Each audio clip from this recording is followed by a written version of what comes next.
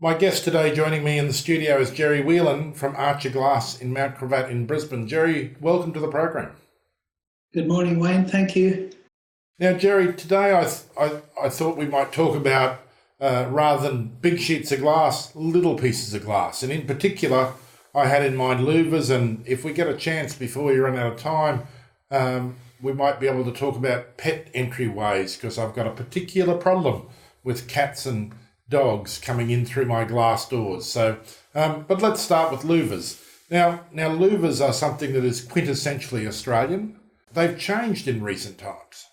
Yeah, they've changed quite a lot. They've gone from the old galvanized metal to anodized or powder-coated aluminium with like a heavy-duty plastic clip, which is a matching color as well to the frame, with a much neater and modern-looking profile as well. So you can see what the frame looks like, that it's actually much better, and then you've got the nylon fittings inside that won't rust. So it's literally completely changed. Now, I remember louvers from my grandmother's house. They were the kind of cheap alternative to windows, I guess, and you always needed an oil can and a pair of pliers to get them to open or close. That's all changed now. That's all changed, yeah. Now we put them in for airflow. You can add an insect screen outside or a security screen if they're down low, and you can just leave them open on a beautiful spring day and let that really nice breeze flow through the whole house. And Gerry, are they a popular window alternative with architects and designers? They are in new modern homes. They put them in all sorts of areas like stairwells, lounge rooms, closed-in decks and patios, and still have the benefit of the air, or if the weather changes, they can be closed up and have a sheltered space. And what about rain leaking through them? Is that a problem? No, these are all waterproof now as well. So if the rain beats against them, there's weatherproof as any window, really. Weatherproof louvers would be a wonderful thing for ventilation. What sort of glass or what sort of material makes up the actual louver?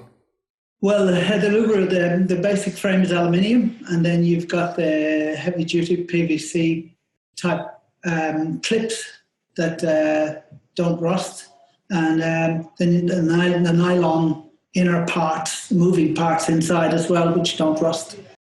And then you can, for the actual louver, you can use glass, or you can still get nice wood grain timber louvers as well if you wanted that look, down low for privacy.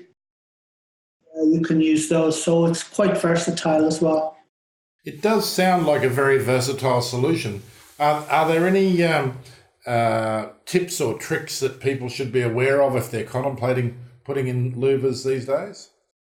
Yeah, to put them to be aware of which side the breeze comes from, and maybe, plan in to use them there and open up the house to let the breeze through, or the office or shop, whatever, and let that nice breeze through and air the whole place out with natural air rather than have aircon running all the time.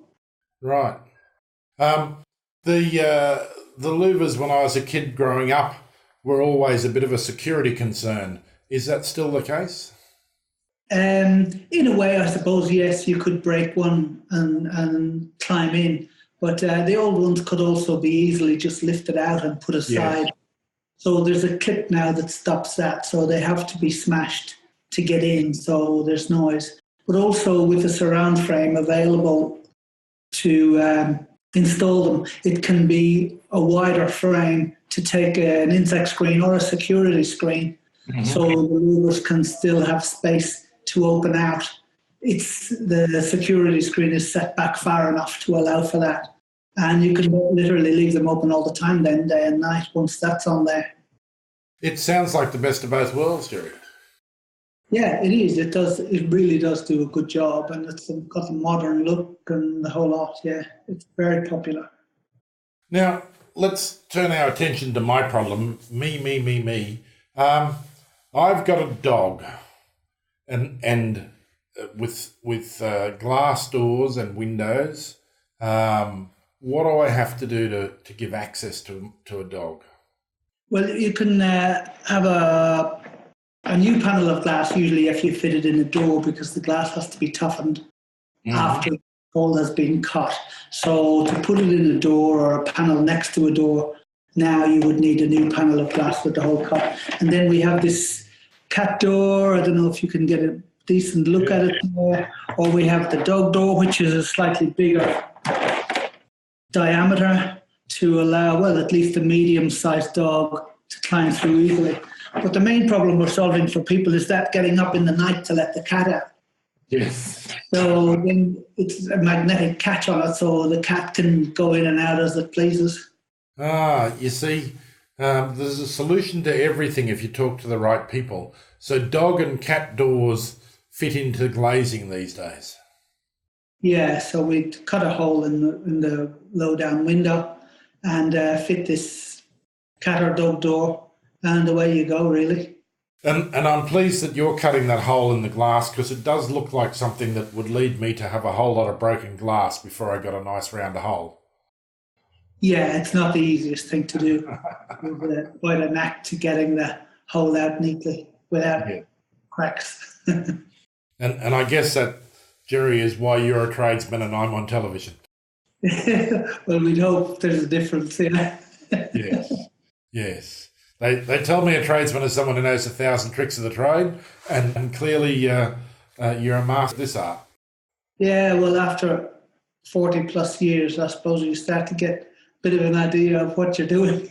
That's when it's time to start thinking about stopping. Gerry, did I hear you correctly when you were saying that the panel of glass, be it a door or a panel that the pet door goes into, has to be toughened after it's been cut?